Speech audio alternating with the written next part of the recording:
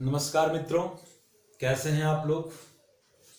आप लोग को आरआरटीसी के ऑनलाइन पाठशाला में हार्दिक स्वागत है। और आज हम बात करेंगे भारत के राष्ट्रपति से संबंधित कुछ अहम मुद्दों पे। जैसा कि हमने पिछले वीडियो में बात किया था राष्ट्रपति के चुनाव से संबंधित और खासकर इलेक्टोरल कॉलेज के बारे में। देखिए, ये जो इलेक्टोरल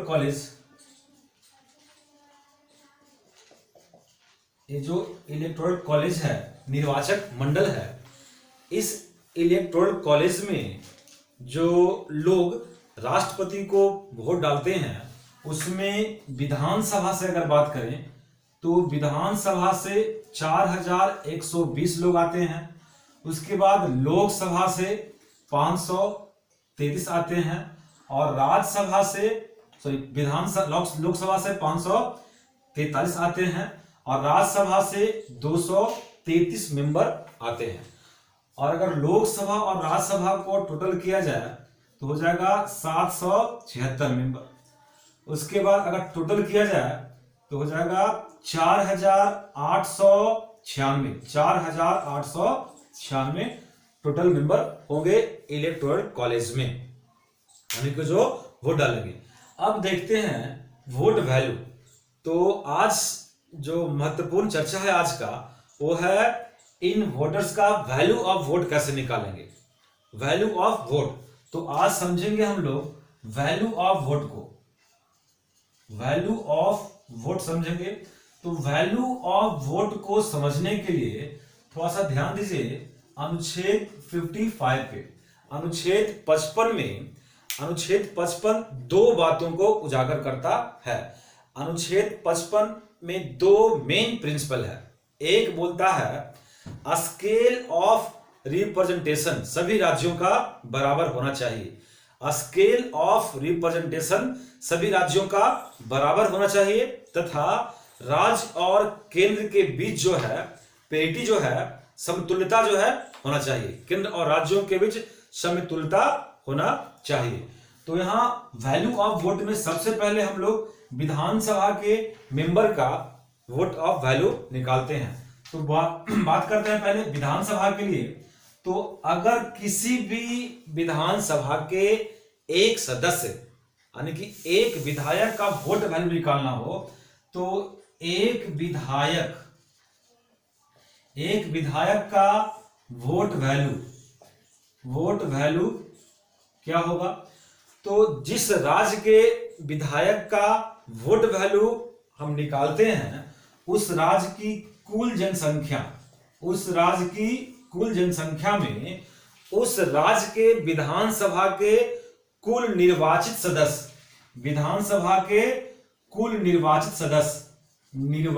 सदस्य से क्या करते हैं, भाग देते हैं। यानी कि लिखे तो उस राज्य की कुल जनसंख्या बटा उस राज्य के विधानसभा के सभी निर्वाचित सदस्य से भाग देंगे। उस राज्य की कुल जनसंख्या में उस राज्य के सभी निर्वाचित सदस्य, उस राज्य के विधानसभा के सभी निर्वाचित सदस्य से भाग देंगे। ऐसा करने पर एक बड़ी संख्या आ जाएगी, इसलिए क्या करते हैं वहां पे फिर 1000 से डिवाइड करते हैं। तो उस राज्य के विधानसभा का एक विधायक का वोट का वैल्यू निकलता है। अगर मान लिया जाए कि किसी राज्य के जो कोई राज्य है उसका जनसंख्या अगर मान लेते हैं 1 करोड़ है, जनसंख्या कितना है, जनसंख्या है 1 करोड़ और उस राज्य में विधानसभा के सदस्यों की कुल संख्या है, मेंबर ऑफ विधानसभा की बात करें तो कुल संख्या है 100।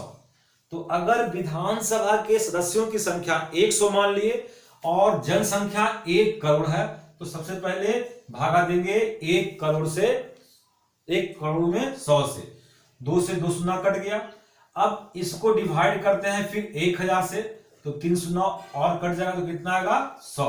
यानी कि अगर किसी राज्य की बात करें और अगर किसी राज्य में जनसंख्या 1 करोड़ है और वहां विधानसभा के सदस्यों की संख्या अगर 100 है, तो उस राज्य के विधानसभा के प्रत्येक विधायक का वोट वैल्यू जो आएगा, एक वोट का जो वैल्यू आएगा वो कितना आएगा 100।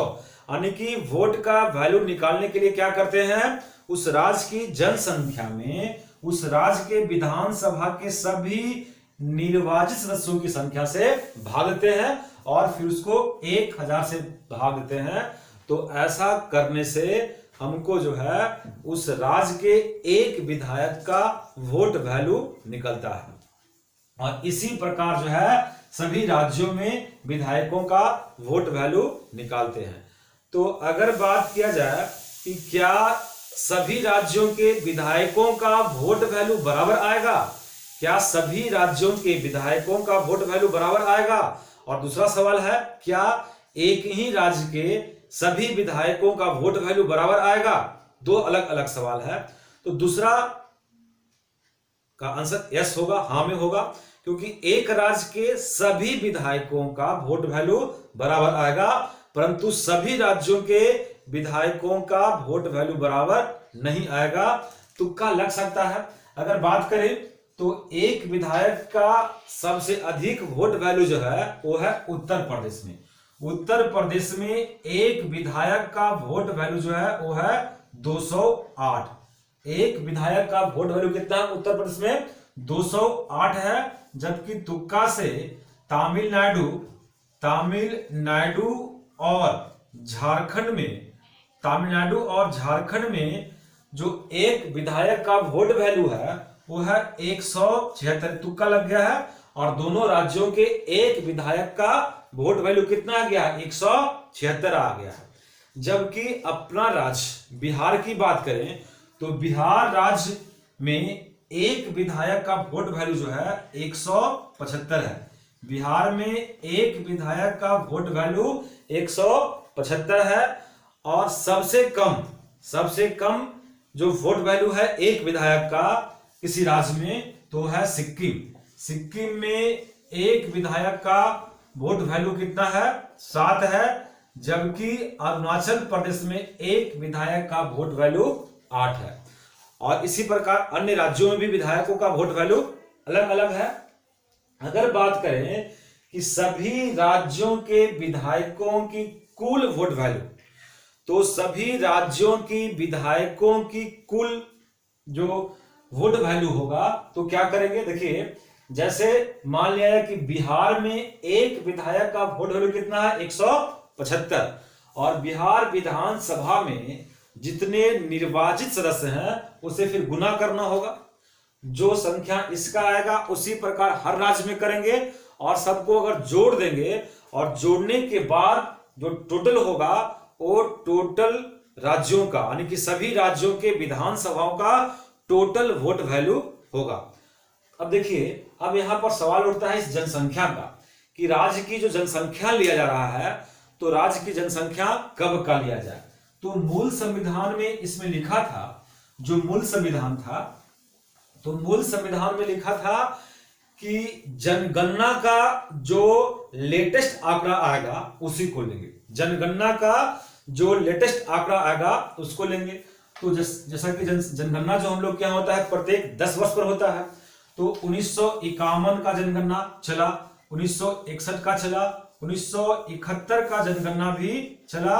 लेकिन 70 के दशक आते आते इंदिरा गांधी उस समय प्रधानमंत्री थी, उनके पास एक बड़ी समस्या आई, एक परेशानी आई कि दक्षिण भारत के जो राज्य हैं वे लोग इस पर क्लेम किए। क्या है रीजन, देखिए चूंकि जब मेरा देश आजाद हुआ था 1947 में, तब से ही यानी कि 1950 के लगभग से ही हमारा देश जो है जनसंख्या नियंत्रण पर कार्यक्रम शुरू किया। पूरे विश्व में पहला देश है भारत है जो जनसंख्या नियंत्रण पर जो है कार्यक्रम शुरू किया था, जनसंख्या कंट्रोल करना शुरू किया और आखिरी भी है, अभी तक किया जा रहा है। पर उस पर कोई प्रभाव नहीं पड़ रहा है। लेकिन देखिए, जब जनसंख्या नियंत्रण की बात आई तो उत्तर भारत और दक्षिण भारत बात को समझ गया, लेकिन उत्तर भारत नहीं समझा।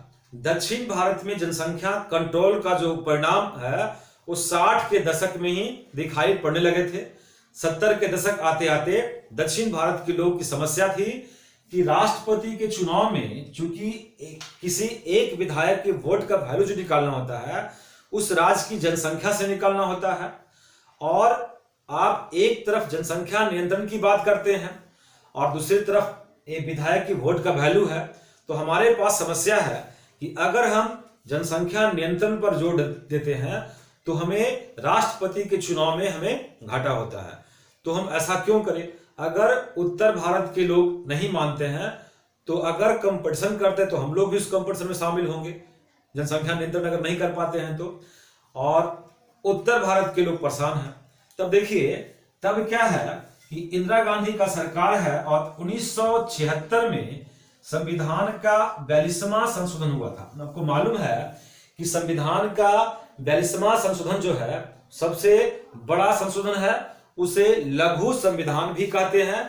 इसमें कई मामला पे सुधार किया गया था, जिसमें एक मामला ये भी था, एक मुद्दा ये भी था कि अब एक विधायक का वोट का वैल्यू जो हम निकालेंगे वो जनसंख्या कौन लेंगे। तो उसमें इंदिरा गांधी जो संविधान का 42वां संशोधन करवाई 1976 में, उसमें अनुच्छेद 55 में जुड़वा दी कि जब तक 2000 के बाद का जनगणना का कोई लेटेस्ट आंकड़ा नहीं आ जाता है तब तक 1971 की जनगणना की जनसंख्या को ही माना जाएगा।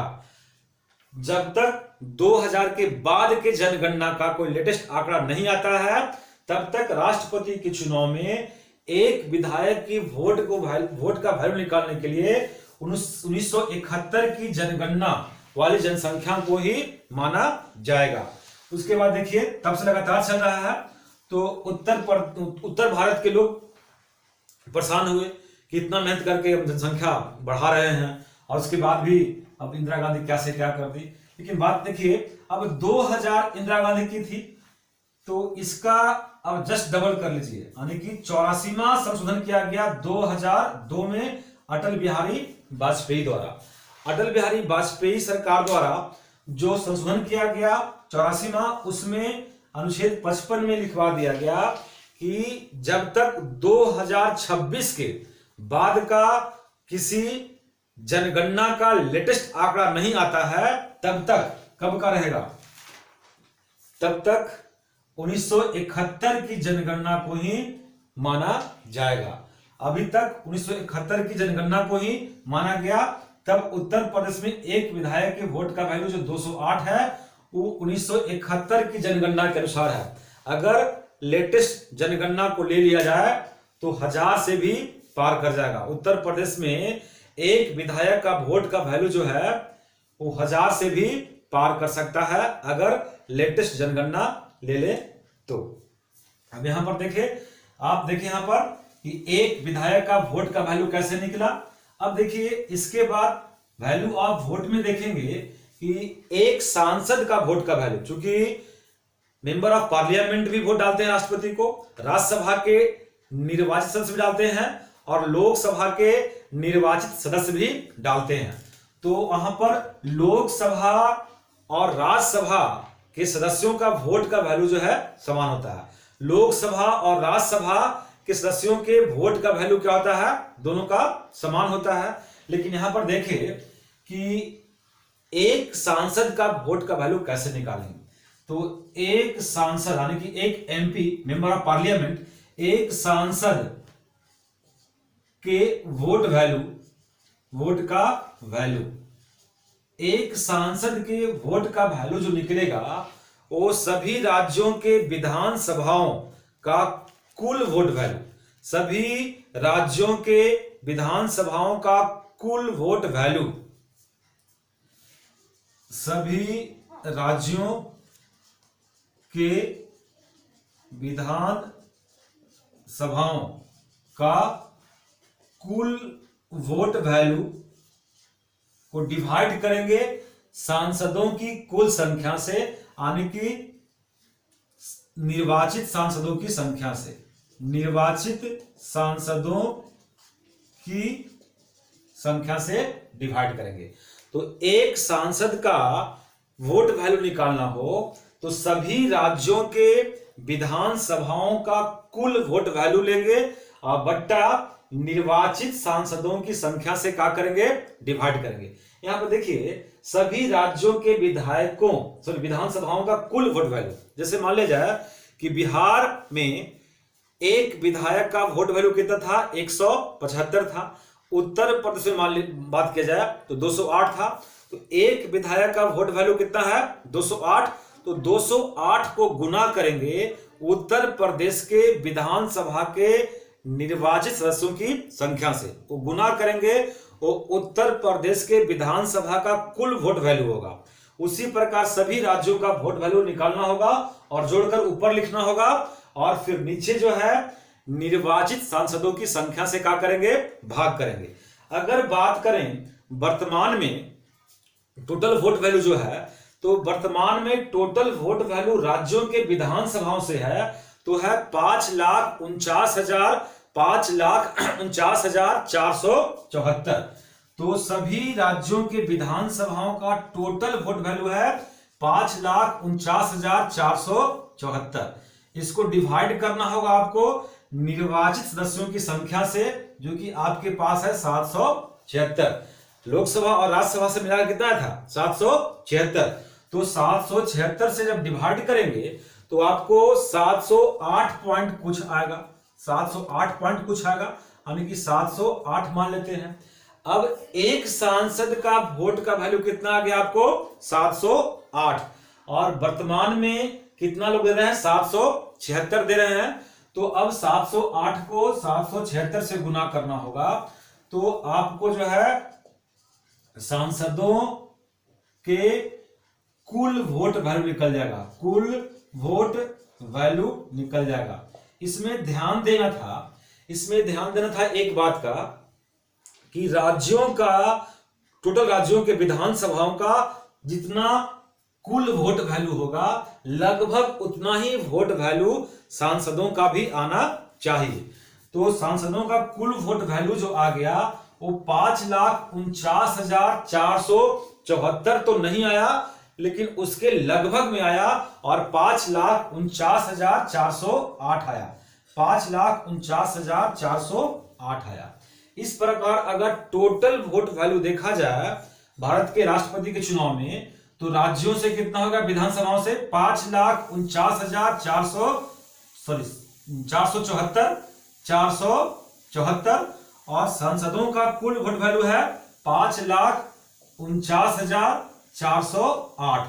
तो टोटल वोट वैल्यू कितना होगा, 8 4 12 7 1 8 4 4 8 9 9 18 4 2 8 1 9 5 5 10, यानी कि टोटल वोट वैल्यू हो गया 10,98,882। देखिएगा टोटल वोट वैल्यू है 10,98,882। तो यहां पर यूएसए का फिर से बात करते हैं, यहां पर इंडिया का देखते हैं। अच्छा यूएसए की बात करें, अमेरिका में वोटर्स कितने थे, 48 और 9 57 वोटर्स थे, 57 और वोट कितना था, वोट था 538, वोट था 538। लेकिन अगर इंडिया की बात करें तो इंडिया में वोटर्स कितने हैं, वोटर्स हैं 4,120 विधानसभा का और 776 लोकसभा और राज्यसभा का, तो कुल मिला के 4,896 वोटर्स है। और अगर कुल वोट्स की बात की जाए तो कुल वोट कितना है, 10,98,882 एक कुल वोट हुआ।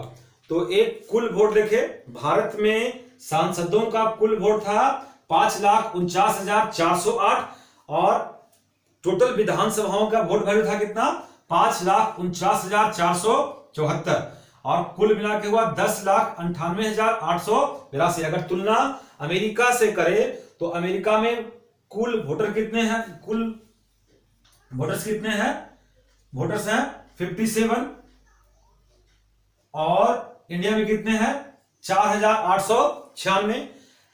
यूएसए में कुल वोट कितना पड़ा 538, इंडिया में कुल कितना वोट है 10,98,882। अब यहां तक समझ में आया अगर आपको, तो उसके बाद हम बात करेंगे इसमें काउंटिंग का, कि काउंटिंग कैसे होता है। राष्ट्रपति के चुनाव में जो काउंटिंग की बात होता है उसको देखिए, काउंटिंग कैसे करते हैं। तो अब समझेंगे यहां पर, पहले देखिए जो वोटिंग है, जो हम लोग वोट देते हैं, तो वोटिंग जो होता है तो इसमें प्रीफरेबल होता है, प्रीफरेबल यानी कि वरीयता पर आधारित होता है। प्रीफरेबल का मतलब वरीयता पर आधारित होता है, और सीक्रेट वोटिंग होता है, गुप्त मतदान होता है। सीक्रेट वोटिंग होता है यानी कि गुप्त मतदान होता है। देखिए सीक्रेट वोटिंग यानी कि गुप्त मतदान, गुप्त मतदान होता है। एक तो आप देखे थे कि राष्ट्रपति का चुनाव जो है इनडायरेक्ट इलेक्शन था, और यहां पर देख रहे हैं कि सीक्रेट वोटिंग होता है यानी कि गुप्त मतदान होता है। सीक्रेट वोटिंग यानी कि गुप्त मतदान की बात करते हैं। तो सीक्रेट वोटिंग में देखिए एक घटना हमें याद आ रहा है कि एक बार प्रणब मुखर्जी और पीएन संगमा राष्ट्रपति के उम्मीदवार थे। प्रणब मुखर्जी और पीएन संगमा राष्ट्रपति के उम्मीदवार थे। तब ऐसी खबर आई थी कि मुलायम सिंह यादव का वोट कैंसिल कर दिया गया। क्या रीजन था, देखिए क्यों कैंसिल किया गया। जैसे जो इस तरह का आता है,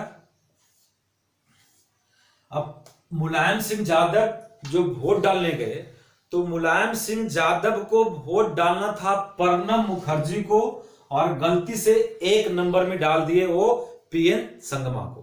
जब उनको आभास हुआ कि गलती कर दिए, तब वो क्या करते हैं कि बैलेट पेपर को फाड़ते हैं और दूसरा बैलेट पेपर लेते हैं, और फिर उसमें एक नंबर पे डालते हैं प्रणब मुखर्जी को। देखिए इस तरह का होता है ballot paper, A B C D. मान लिया जाए कि ए राष्ट्रपति के उम्मीदवार हैं, तो ऐसे अगर हम लोग वोट डालने जाते हैं तो सीधा मारते हैं बी पे, मुहर मार दिए यानी कि हमने बी को वोट दिया। लेकिन यहां पर देखिए प्रीफरेबल है, वरीयता के आधार पर देना होता है। इसमें क्या करना होता है कि जैसे ए बी सी डी, ए राष्ट्रपति के 4 उम्मीदवार खड़े हैं, और मान लिया जाए कि मैं जो हूं वो लोकसभा का एक निर्वाचित सदस्य हूं, और हम वोट डालने जब गए तो हमको विचार करना होगा कि हम एक नंबर पर किसको रखें। वरीयता पर देना होता है, प्रीफरेबल देखना होता है। जैसे मान लिया जाए कि आपको रिश्ता आया शादी के लिए, और 4 जगहों से रिश्ता आया है, 4 फोटो आया है लड़की का देखने के लिए। तो आप मान लीजिए किसी एक फोटो को चूज करके कहते हैं कि ये रिश्ता है, पसंद है, तो साथ में दूसरा वाला को भी 2 नंबर पर रखते हैं कि शायद अगर पहला वाला तो हमें पसंद है, और अगर उसे पसंद ना आए हम, तो अगर ये कट जाएगा तो मेरा पत्ता साफ हो जाएगा। तो सेकंड नंबर पर किसी को रखते हैं, और थर्ड नंबर वाला फोटो को भी आप देख लेते हैं कि शायद अगर 2 नहीं तो 3 चलेगा, और 4 नंबर वाला को भी 4 पर रखते हैं कि अगर कोई नहीं तो ये चलेगा। तो उसी प्रकार अगर राष्ट्रपति का अगर चुनाव है और आपके सामने बैलेट पेपर है, तो आप मान लीजिए कि आप बी को सबसे अधिक पसंद करते हैं, तो बी को 1 नंबर दीजिएगा। उसके बाद मान लीजिए आपको डी पसंद है, तो डी 2 नंबर पर रखिएगा। उसके बाद ए को 3 पर रख लेते हैं, सी को 4 पे रखते हैं। तो इस तरह का जो है आपको वोटिंग करना होता है।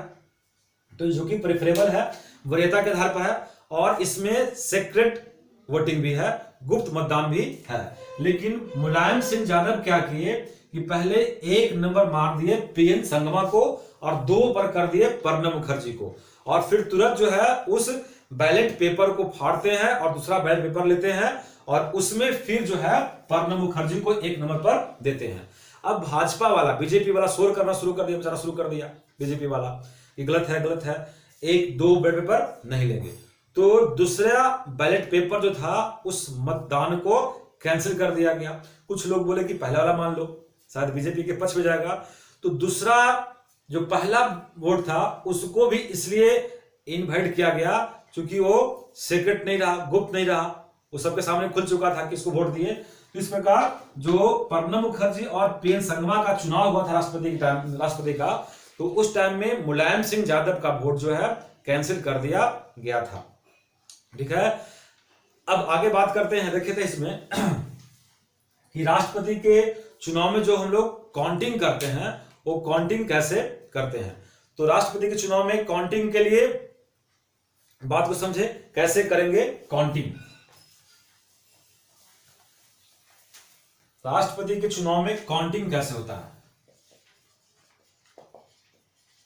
तो काउंटिंग को समझने के लिए सबसे पहले यहां पर समझना होगा कोटा। कोटा को समझना होगा। कोटा क्या है? कोटा क्या है? तो कोटा होता है value of total valid vote. Value of total valid vote. Value of total valid vote वट्टा value of total valid vote वट्टा vacancy, number of vacancies, number of vacancies +1, और इसको फिर करेंगे +1। कोटा इसे निकलता है। और कहीं भी कोटा निकालने का फॉर्मूला यही है कि value of total valid vote बटा नंबर ऑफ वैकेंसीज +1, और फिर यहां पे +1, इस तरह से निकलता है कोटा। यानी अगर कोटा की बात करें, कोटा क्या है, तो कोटा वह सबसे छोटी संख्या है, वह सबसे छोटी संख्या है जिस संख्या में वोट अधिकतम उतने ही उम्मीदवार को मिले। कोटा वह न्यूनतम संख्या है जिस संख्या में वोट अधिकतम उतने ही उम्मीदवार को मिले जितना उम्मीदवार की संख्या है, उतने ही उम्मीदवार को मिले जितना आपके पास वैकेंसी है, जितना को आपको चुनना है। क्योंकि राष्ट्रपति का एक ही वैकेंसी है, तो राष्ट्रपति का एक ही वैकेंसी है। मान लिया जाए कि जितना वोट पड़ा, ऐसे तो वोटिंग था 10,98,000 के लगभग में, तो अगर मान लिया जाए कि आपके पास 100 वैलिड वोट है, क्योंकि राष्ट्रपति के चुनाव में भी वोट जो है इनवैलिड होते होंगे। देखिए कैसे होते होंगे। मान लिया कि जो बैलेट पेपर था, तो बैलेट पेपर में यहाँ पे ABCD लिखा था, कई लोग गए यहाँ पर 1 डाल दिए, मिस्टेक से यहीं पर 2 कर दिए, तो ये वोट क्या हो जाएगा, इनवैलिड हो जाएगा। मान लिया कि 1 दिए, उनको लग रहा है कि हमको 1 पर भी चाहिए, 1 पर भी चाहिए, तो ये वोट भी क्या होगा, इनवैलिड होगा। तो मान लिया कि value of total valid vote जो है, वैलिड वोट की कुल संख्या 100 है, और चूंकि राष्ट्रपति का वैकेंसी जो है 1 है, तो 1 + 1 होगा, और प्लस फिर वहां पर 1 होगा, तो यहां 50 + 1 51, यानी कि कोटा कितना होगा, 51 का कोटा होगा यहाँ पे 51 का। अब देखिए यहां पर समझना है आपको काउंटिंग। कोटा समझ लिए, कोटा क्या हुआ, valid vote total plus vacancies +1, और पूरा का +1 करेंगे। अब मान देखिए फिर से यहां पर एक बनाते हैं बैलेट पेपर, इसमें लिखते हैं, चुनाव करवाते हैं A, B, C और D, ये 4 प्रत्याशी खड़े हैं। आप यहां पर चूंकि मान चुके हैं कि टोटल वैलिड वोट कितना है,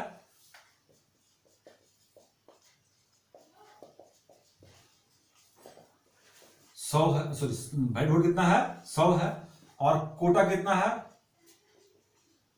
कोटा कितना है, 51 का। ये मान कर चलते हैं, टोटल वैलिड वोट कितना है, 100 है, और कोटा कितना है, 51 है। अब यहां पर देखिए, मान लिया जाए कि जो वोट पड़ा उसमें ध्यान रखिएगा, उसमें A, B, C और D, A, B, C और D 4 आदमी हैं, 4 उम्मीदवार राष्ट्रपति का है, और टोटल वैलिड वोट जो है उसमें से A को पड़ा 40 वोट, बी को पड़ता है 30 वोट, ए को 40 वोट, बी को 30 वोट, सी को पड़ता है 20 वोट और डी को पड़ता है 10 वोट। 40 30 70, 70 और 30 100। तो ये ए को पड़ता है 40 वोट, बी को पड़ता है 30 वोट, सी को 20 और डी को 10। ए जो पड़ता है, ये देखिए कि मान लिया जाए कि ए को 40 वोट, ये फर्स्ट राउंड की बात कर रहे हैं, पहला गणना में फर्स्ट राउंड की बात हुआ।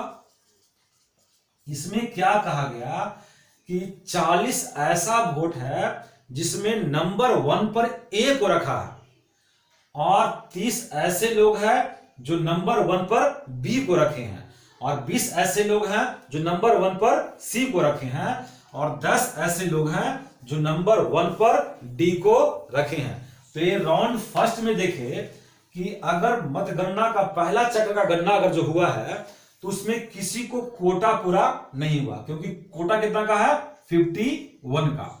जो जब पहले चक्र के गणना में किसी को कोटा प्राप्त नहीं होता है तो इसमें क्या करते हैं कि जो सबसे पिछला उम्मीदवार होता है उसको यहां से क्या कर लेते हैं, हटा लेंगे, उसको यहां से हटा देंगे। अब देखिए ये डी को यहां से हटाएंगे और यहां पर डी का जो 10 वोट है, ये 10 वोट चला जाएगा दूसरे उम्मीदवार को। एकल हस्तांतरणीय मत प्रणाली, इसी को बोलते हैं ट्रांसफरेबल, जिसका वोट किसी और को मिलेगा। देखिए ये 10 वोट जो डी को मिला है, ये 10 वोट में डी जो है, ये 10 वोट में डी क्या है, पहली पसंद है। पहली पसंद कौन है, डी। अभी डी पहली पसंद है 10 वोट में, तो ये 10 वोट में सेकंड जो पसंद होगा, दूसरा जो पसंद होगा सेकंड, वो कौन होगा, ए बी और सी में से कोई एक होगा। ए बी और सी में से कोई एक होगा जो सेकंड प्रेफरेंस होगा। जो सेकंड प्रेफरेंस दिया होगा मतदाता लोग, वो किसको दिए होंगे, ए बी और सी में से किसी को। ध्यान समझ रहे हैं ना बात को। जैसे डी को 10 वोट जो मिला है उसमें डी फर्स्ट चॉइस में है। जब डी फर्स्ट चॉइस में है और चूंकि डी जो है पहला राउंड के मतगणना से बाहर निकल गया तो इसका वोट किसी दूसरे को पड़ने वाला है। तो यहां पर देखिए जिस 10 वोट में ए पहली पसंद था, तो डी, तो दूसरा पसंद कौन होगा, सेकंड जो रेफरेंस होगा, रेफरेंस वो कौन होगा, ए बी और सी। कौन होगा, ए बी और सी। अब देखिए यहां से लग रहा है कि चुनाव ए जीतने वाला है, लेकिन हम चुनाव जितवा रहे हैं आज बी को। ऐसे ही घटना हुआ था उत्तर प्रदेश में, सरकार बन रहा था तो पिछली बार विधानसभा का, जो इस बार चल रहा है योगी जी का सरकार, तो मुख्यमंत्री किसी और को बनना था, उन्हें कि यहाँ मिठाई का ऑर्डर हो गया तो लड्डू बट रहा था और कुछ समय चला पता कि प्रधान मुख्यमंत्री कोई और हो गए। तो वही देखिए यहाँ पर है कि ए के घर में अब खुशी मन रहा है कि राष्ट्रपति बनने वाले हैं, लेकिन यहां पर चूंकि फर्स्ट राउंड में किसी को जो है कोटा नहीं मिला है। अब डी का वोट बांट रहे हैं, तो यहां पर देखिए अब क्या करना है कि 10 वोट में सेकंड जो प्रेफरेंस है, सेकंड जो प्रेफरेंस दिए हैं उसमें ए को 1 है, बी को 7 है और सी को 2 है। ए को 1, बी को 7 और सी को 2, यानी कि यहां पर जो सेकंड प्रेफरेंस किए हैं उसमें ए को 1 मिला है, बी को 7 और सी को 2। इस 10 वोट में, ये 10 वोट जिसमें ए पहली पसंद था, उसी 10 वोट में 2 नंबर पर 1 वोट में ए था, 7 पे बी था और 2 पे सी था। अब इस वोट को हम लोग क्या करते हैं कि जोड़ते हैं सेकंड राउंड में। तो अब अगर यहां पर सेकंड राउंड की बात करें, सेकंड राउंड में तो 1 वोट जुट जाएगा, यहां पर इसका 7 वोट जुट जाएगा, इसका 2 जुटेगा। तो देखिए ए पहुंच गया 41 पे, ए 37 पे और ए पहुंच गया 22 पे, यानी कि 20 + 2 पे। अब यहां पे देखिए अब भी किसी को कोटा पूरा नहीं हो रहा है, अब भी किसी का कोटा पूरा नहीं हो रहा है। तो अब क्या करेंगे, थर्ड राउंड का गणना करेंगे। तो थर्ड राउंड का गणना करने के पहले देखिए यहां पर एक और देखिए बात, अब जो यहां पर C सबसे कम है तो अब यहां से C को हटाएंगे। अब यहां से जब C को हटाएंगे तो C को कितना मत है, 22 वोट मिला है। तो 22 वोट में 20 वोट तो उसका अपना है। इस 20 वोट की अगर बात करें तो 20 वोट में फर्स्ट प्रीफरेंस किसका था, C का था। फर्स्ट प्रीफरेंस C का था, कितने वोट में, 20 वोट में। और ये 2 वोट जो है इसमें फर्स्ट प्रीफरेंस किसका था, D का था, है ना। इस 2 वोट में फर्स्ट प्रेफरेंस किसका था, डी का था, और सेकंड प्रेफरेंस किसका था, सेकंड प्रेफरेंस था सी का। अब अगर इसका थर्ड प्रेफरेंस निकाला जाए तो किसका होगा, ए और बी का। ये 2 वोट जो डी से लेकर सी को दिए थे, क्योंकि सेकंड प्रेफरेंस में सी था और ए 2 वोट में सेकंड प्रेफरेंस सी है जबकि फर्स्ट पे डी था, तो थर्ड प्रेफरेंस पर कौन होगा, ए या बी। तो मान लिया कि इस 2 वोट में 1 वोट ए के पास था और 1 वोट बी को मिला था, यानी कि थर्ड प्रेफरेंस में 1 वोट ए को है और 1 वोट बी को है। तो यहां से भी 1 वोट ए को मिलेगा और 1 वोट बी को मिलेगा। अब यहां पे देखिए, अब यहां पे जो 20 में फर्स्ट प्रेफरेंस किसका है, सी का। तो फर्स्ट प्रेफरेंस सी का है तो सेकंड प्रेफरेंस किसको मिलेगा, सेकंड प्रेफरेंस किसको मिलेगा इसमें, तो सेकंड प्रेफरेंस मिलेगा ए को, बी को और डी को। ए बी और डी को इसमें मिलेगा सेकंड प्रेफरेंस। अगर ए बी और डी को सेकंड प्रेफरेंस देना है, अब मान लिया जाए कि यहां से सेकंड प्रेफरेंस में ए को 5 वोट मिला, बी को 12 वोट मिला और डी को 3 वोट मिला। ए को 5 वोट, बी को 12 वोट और डी को 3 वोट। अब देखिए, यानी कि सेकंड प्रेफरेंस में ऐसा हुआ इस 20 वोट में, और चूंकि डी जो है पहले से ही बाहर हो चुका है, तो डी का एक 3 वोट को फिर बंटवारा करेंगे। एक डी का 3 वोट जो है, देखिए एक 3 वोट जो डी को मिला है, इसमें फर्स्ट प्रेफरेंस किसका था, सी का। सेकंड प्रेफरेंस किसका है, सेकंड प्रेफरेंस है डी का। तो डी का इसमें सेकंड प्रेफरेंस है, तो अब ये 3 वोट का जो थर्ड प्रेफरेंस होगा, वो 3 वोट का थर्ड प्रेफरेंस किसका होगा, थर्ड प्रेफरेंस पर होगा ए या बी का। तो मान लिया कि इसमें ए को मिलता है 1 वोट और बी को मिलता है 2 वोट। तो अब वोट देखिए, अब जो थर्ड राउंड का जो गणना होगा, तीसरे चक्र का जो गणना होगा, उसमें देखिए यहां 41 था पहले से, यहां से ले लिए थे। अब देखिए यहां से ए को 5 यहां मिला, 1 यहां मिला, 1 यहां मिला, यानी कि 5 2 7 वोट और मिलता है। और बी की बात करें तो बी को यहां से मिला 12 वोट, यहां से 2 12 2 14 14 1 15 वोट, तो इसको 15 मिला। अब जो देखिए 41 और 7 कितना हुआ, 48, और 37 और 15 कितना हुआ, 37 और 15 हुआ जाके आपको 7 5 12 और 2 3 1 4 और 1 5 52। तो इस प्रकार 52 वोट लाकर जो है कौन जीत गया, बी जो है चुनाव जीत गया है। बी को कितना वोट आ गया, टोटल वोट 52 आ गया और बी चुनाव जीत गया। और राष्ट्रपति कौन बना, बी। अगर एक काउंटिंग समझ में आया, आपको काउंटिंग समझ में आया तो ठीक है। देखिए इस काउंटिंग को समझने के लिए अगर समझ में नहीं आया होगा तो 1-2 बार फिर से रिवर्स करके इसको देखिएगा तो आपको काउंटिंग समझ में आएगा। एक बार फिर से हम बताने की कोशिश करते हैं इस काउंटिंग को, हालांकि वीडियो लंबा होगा लेकिन फिर भी कोशिश करते हैं बताने के लिए। देखिए टोटल वैलिड वोट 100, कोटा कितना का है, 51 का है। इस 100 वोट में फर्स्ट राउंड में जो हुआ तो ये वोट मिला 40 30 20 और 10। ऐसा वोट है जिसमें पहला पसंद जो है ए 40 है, बी 30 है, सी 20 है और डी 10 है। जो अंतिम आएगा कोटा नहीं पूरा होगा, अगर कोटा पूरा हो जाएगा तो यहीं से चुनाव कोई एक व्यक्ति जीत जाएगा। अगर कोटा नहीं पूरा हुआ, 51 नहीं आया है, ये माना हुआ वैल्यू है, नहीं आया तो डी को हटा देंगे। अब डी का चूंकि ये 10 वोट जो मिला है उसमें फर्स्ट प्रेफरेंस जो है किसको दिया गया है, डी को। तो सेकंड प्रेफरेंस जरूर है कि ए, बी और सी को मिला होगा। मान लिया जाए कि सेकंड प्रेफरेंस जो ए को है 1 वोट का है, बी को 7 वोट का है और डी को सी को 2 वोट का है। अभी वोट जुट जाएगा, ए 7 और 2, जब 1 7 2 जोड़ते हैं, यहां आया 41 37, आया 22। अभी भी किसी को कोटा नहीं मिला, यानी कि सेकंड राउंड के भी मतगणना में कोटा किसी का पूरा नहीं हुआ। अब सी को निकालेंगे, तो जो सी का ये 22 वोट जो है, इसमें 2 वोट ऐसा है जिसमें फर्स्ट प्रेफरेंस किसका था, डी का, और सेकंड प्रेफरेंस सी का है। सेकंड प्रेफरेंस सी का है, तो इसमें थर्ड प्रेफरेंस ए और बी का होगा। तो थर्ड प्रेफरेंस ए और बी का होगा। मान लिया जाए कि इस 2 वोट में 1 वोट ए को मिला, 1 वोट बी को मिला, तो यहां दे दिए।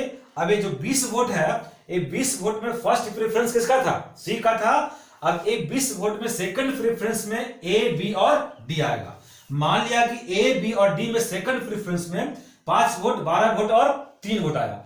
ये 3 वोट जो सेकंड प्रेफरेंस में डी को मिला, और चूंकि डी पहले से ही बाहर है, तो ये 3 वोट को फिर थर्ड प्रेफरेंस देखेंगे, जो किसको आएगा, ए और बी को आएगा। इसमें 1 वोट ए को मिला और 2 वोट किसको मिला, बी को मिला। अब जो इधर बच गया यहां पे, अब देखिए इसमें क्या होगा। अब राष्ट्रपति का चुनाव क्लियर करेंगे यहां पर। अब यहां पर सी को छांटना था, तो ए को टोटल वोट कितना मिला, 41 पहले से मिल चुका है सेकंड राउंड में। अब 7 वोट यहां से देखिए मिलेगा कैसे, 5 वोट, एक 6 वोट और एक 7 वोट, तो 7 वोट यहां से मिल गया ए को। अब बी का बात करें, बी का कितना वोट मिलेगा, तो बी को बात करें तो 12 12 2 14, 14 1 15 वोट मिला। तो 15 और 37 पहले से था, तो बन गया 52, और इसका हो गया 48। इसका मतलब चुनाव बी जीत गया है और कोटा भी पा लिया है। राष्ट्रपति कौन बनेगा, बी। तो आज आप लोग राष्ट्रपति के चुनाव से संबंधित सभी मुद्दे पर हम बात किए, आप लोग से काउंटिंग समझे, कोटा समझे, एक विधायक के वोट का वैल्यू समझे। तो आज के लिए इतना ही। अगले वीडियो में हम बात करेंगे राष्ट्रपति की अन्य शक्तियों के बारे में, विधायी शक्तियां, कार्यपालिका शक्तियां, न्यायिक शक्तियां के बारे में बात करेंगे, बिट्टू पावर के बारे में बात करेंगे। तब तक के लिए इतना ही। थैंक यू, धन्यवाद।